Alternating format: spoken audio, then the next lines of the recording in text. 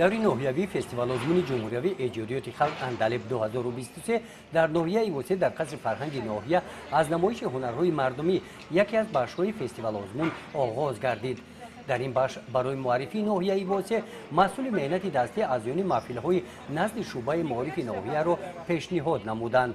با این بخش در همین شکل ازیان حکمان به ناحیه واسه 9 هال را لایق دانستند.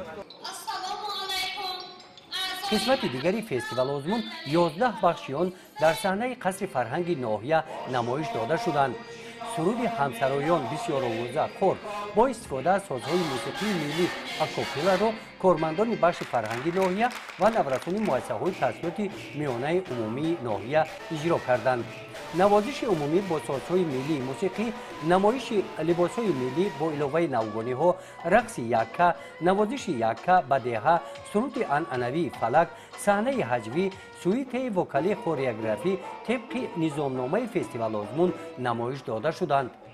طبق اطلاع مسئولین بخش فرهنگ در این چهاربینی 90 نفر جلب گردیده قسم زیادی اشتراکچیان کارمندان بخش فرهنگ ناحیه و خوانندگان مؤسسه‌های تحصیلات میانه عمومی ناحیه جلب کرده شدند. مشق‌های تمرینی آمادگی به دوره ناحیوی فستیوال آزمون جمهوریوی در ناحیه واسه مدت 9 روز ادامه یافته است. رفت فستیوال آزمون از جانب اعضایان حکمان بهاگذاری گردید.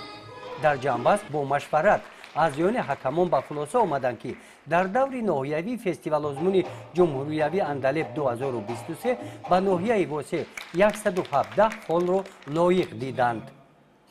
گزارش خواجه نظریف خدای نظر ظهروف از ناحیه واسه برای برنامه اطلاعاتی نوید.